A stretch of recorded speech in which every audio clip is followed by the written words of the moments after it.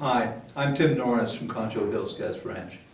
Our guests have a wide range of riding experience, but one thing they seem to have in common is a misunderstanding of the use and pressures and forces that are applied by the leverage bit.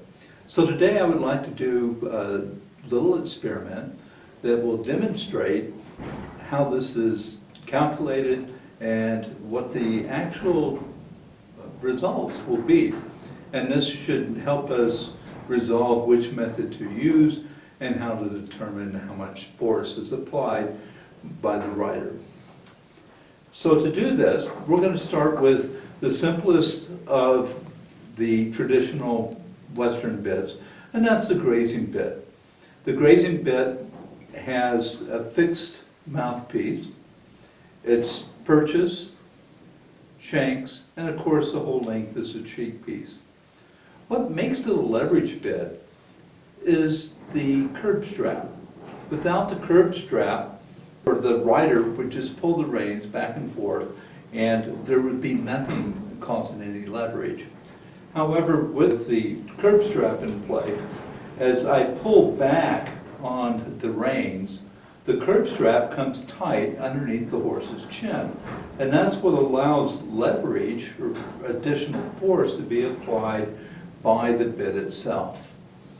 So what I want to do is set up a simple experiment here to measure those forces. But before we do that, let's jump into our favorite topic, and that's the math. So there's two common ways of demonstrating or determining how the lever is going to work. One is to consider it a lever like a seesaw, and the other would be a lever such like a wheelbarrow. So in our particular case, the cheek piece is 6 inches long. The purchase is going to be 1 3/4 inches long. The shank is going to be 4 1/4 inches long. So using the seesaw approach, if one wants to call it that, that is where we take the shank and length and divide it by the purchase length. That will give us something called the mechanical advantage. If we multiply that times the amount of force that the rider applies, then that will tell us the amount of force that's being applied inside the horse's mouth. So, in this particular case, if we take 4 1/4 and divide it by 1 3/4, we'll have a mechanical advantage of 2.42. Multiplying that times, let's say, 5 pounds of force being applied by the rider, then that would give us a force applied to the horse's mouth of 12.14 pounds. Let's consider another option. Let's say that instead of the seesaw, that it's a lever that's working more like a wheelbarrow.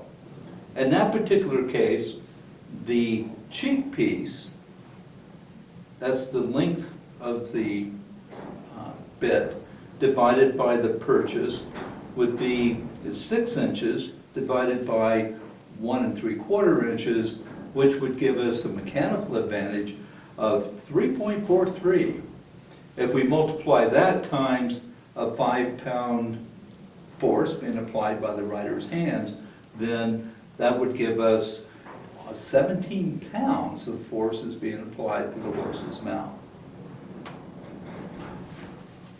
All right, before we get into the proof of this, I would like to just set up the experiment quickly, so I'll be right back. I'll demonstrate how we have set the experiment up with the bit in just a moment. But for right now, let's discuss how we're going to simulate how much force the rider is going to exert on the reins. And that's going to be very difficult. We're going to use this 5-pound weight. And so the first thing we want to do is verify that it's 5 pounds.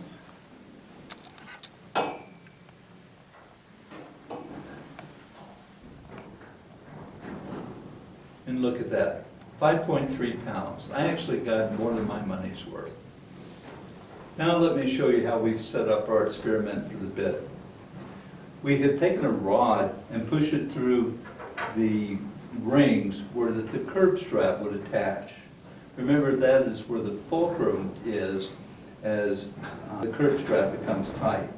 Next thing we want to do is set up our scale so that we can measure the amount of force that's exerted on the mouthpiece. Now, we're going to apply our rein pressure.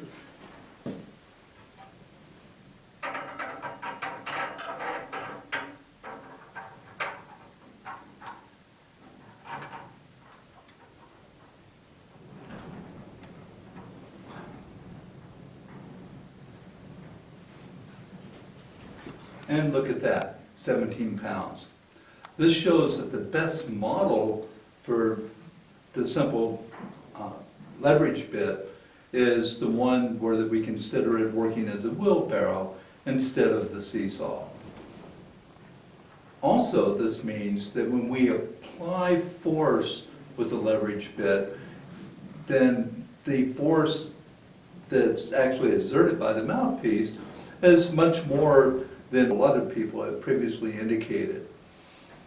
This really shouldn't make that much difference. And the reason why is because before we go to a leverage bit, the rider and the horse should be trained so that they're using their seat to steer and give instructions to the horse, such as stop, back up, move the forequarters right or left, or move the hindquarters right or left. So, and by doing that, we don't have to apply as much force through the reins to the horse's mouth. The leverage bit is all about head position and neck position and what we call the whoa, and that's when the curb strap becomes tight, the horse should stop. Thank you.